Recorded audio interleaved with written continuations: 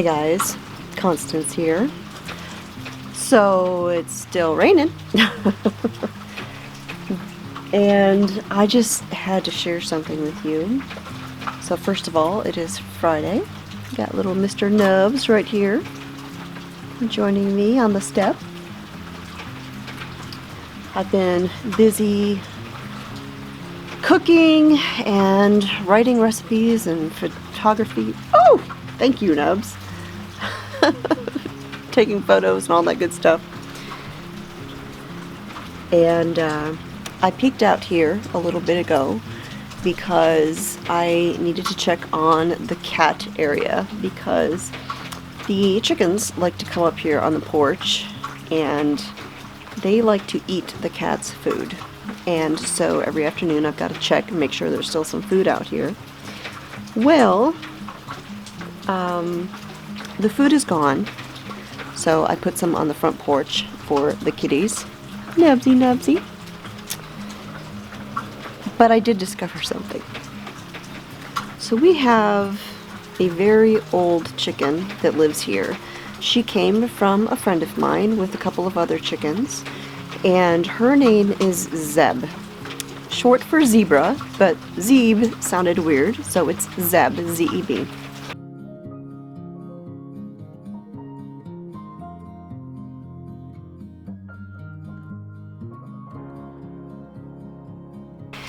And she's an elderly chicken. She doesn't lay eggs anymore or anything like that. And so she's just living out her days here at A Good Life Farm.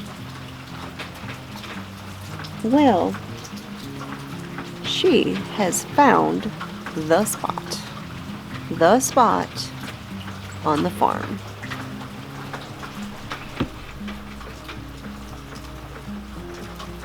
She is sound asleep under the cat's heater.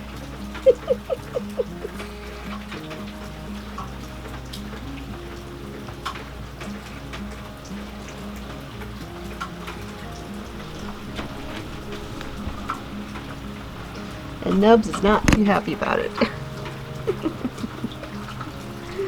Poor Nubsy.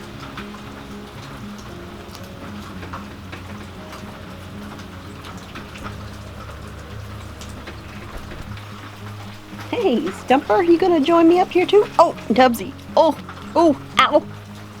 Claws. Hey, Stumper. Hi, baby.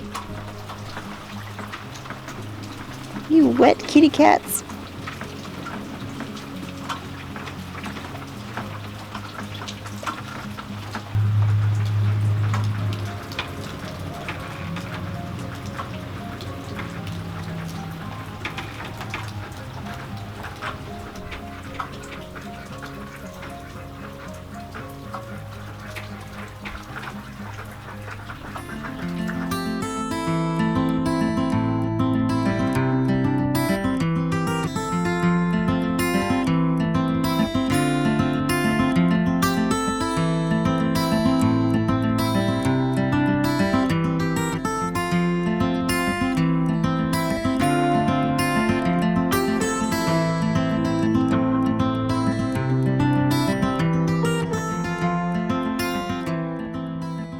Hey guys, so it is Sunday afternoon and I thought I would just come out here and enjoy the fact that it is not raining.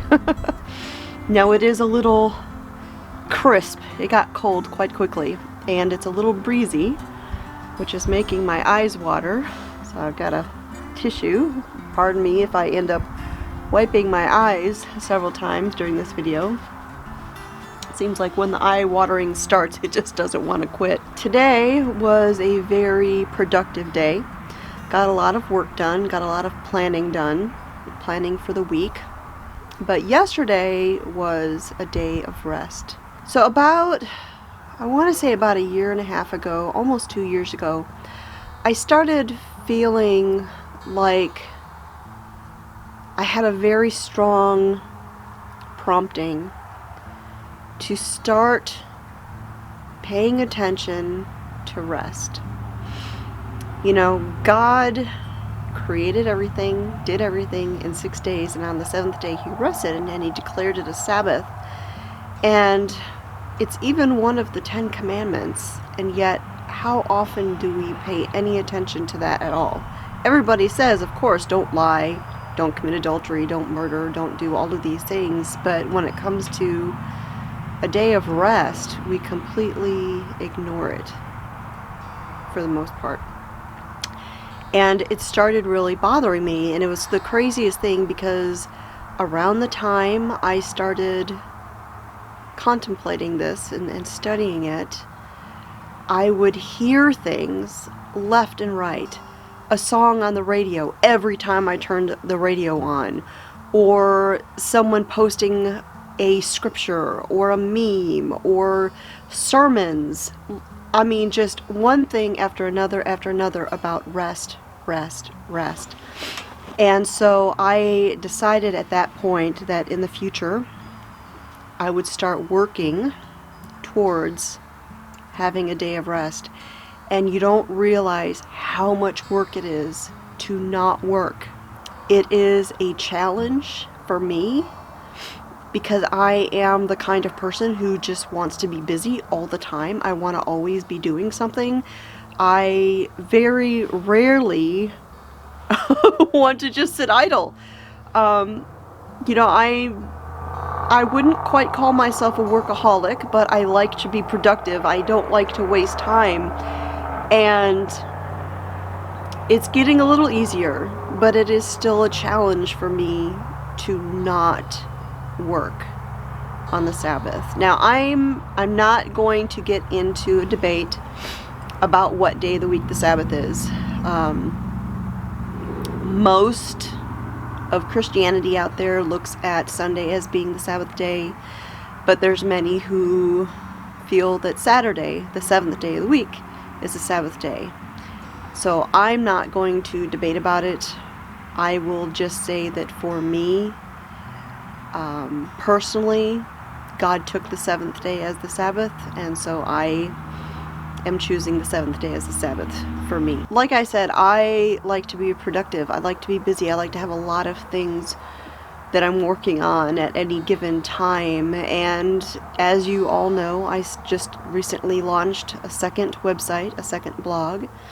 And I had initially set the goal of having 3 new recipes every single week on this new blog. And since then, I have quietly upped that goal to 6 new recipes every week. Now, I don't know if that's a goal that I can maintain every single week, but at least while this blog is getting established and getting going and all of that, that is my goal to shoot for, is having 6 new recipes every week. And at the same time, I don't want to give up what I'm doing here with YouTube. Last week I skipped the Wednesday video, and that was hard. I mean, it felt good having a little break like that, but when Friday came around, it felt like it had been forever since I'd had a video. And I had a couple of comments from others as well, from YouTube friends, that it had felt like forever since my last vlog when I skipped the Wednesday one. And so that is not something that I mean, even when I said that I was going to pause the Wednesday videos, it was never going to be long term. And I did it for 1 week and I hated it. So I am going to try and continue from the get-go, from this week, continuing with the schedule that I had been doing. And at the same time, I'm still doing new content on Cosmopolitan Cornbread, new recipes or updated recipes every week. And it's a lot. It's a lot because the stuff that you see, that's only the beginning of the work, because there's a lot more that goes into blogging besides just writing the post and hitting publish or hitting the schedule button. That's just the beginning of it. So considering that I have all of these irons in the fire, so to speak, that brings up a topic I wanted to briefly touch on. The other day I watched a video by Amy Fuel of the Fuel Homestead.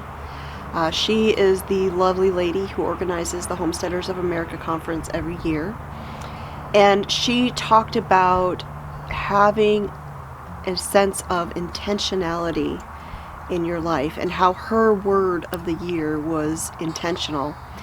And it was funny that she mentioned that because last year, now I don't really do New Year's resolutions. However, when the calendar rolls around to the new year, it is a time of reflecting, a time of assessment. You know, the goals that I set for last year, did I meet them? If I didn't, what can I improve upon? What are the things that did go well last year? So it is a time of assessment. For instance, last year, 2019, was my most successful year as a blogger on Cosmopolitan Cornbread. As you know, blogging is my day job. It's what I do for a living. It's how I earn a paycheck. And 2019 was my most profitable year as a blogger.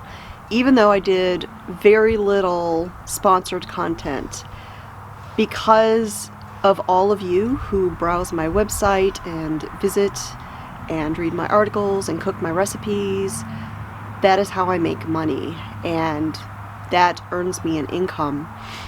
And last year was my best year yet, and I've had some pretty good years over the years, but this past year topped them all.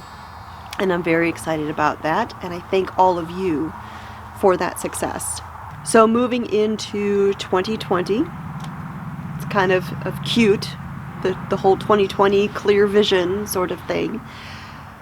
I want to make sure that what I have been working on, the ongoing projects, the YouTube channel, the original blog, as well as the new blog, and then as the weeks roll by, the homestead will be kicking into full gear with the gardening and all of the projects out here. So in order to make sure that I juggle these all properly and that I don't drop the ball anywhere, my word for the year of 2020, very similar to Amy's and my last year one of intentionality and being intentional, this year my word is order. And it was so funny because as soon as I started thinking about that word, the word order, being my word of the year, there was an old church worship song that just started running through my head over and over and over again. And I can't even remember all of the words. I'm going to have to go online and see if I can't find it somewhere. But one of the key lines in it was, "Order my steps, Lord. Order my steps." So order is my word of the year. And to help me keep things in order, to keep things in their place, I am actually using 2 planners now. And I've kind of worked out a system for me to help stay on top of all of my tasks and all of the things that I need to do. That way nothing falls through the cracks, especially as things start ramping up with the homestead and springtime coming. So I have my original planner right here, my traveler's notebook, and in the planner part I have sections for my blogs. For instance, this is my wholesome skillet page for January. And I've mentioned before, I am a huge post-it note junkie. And as you can see, I have the little square post-it notes all over this page. These are recipes that I am working on. Then I have, underneath all of that, there's a calendar for the month.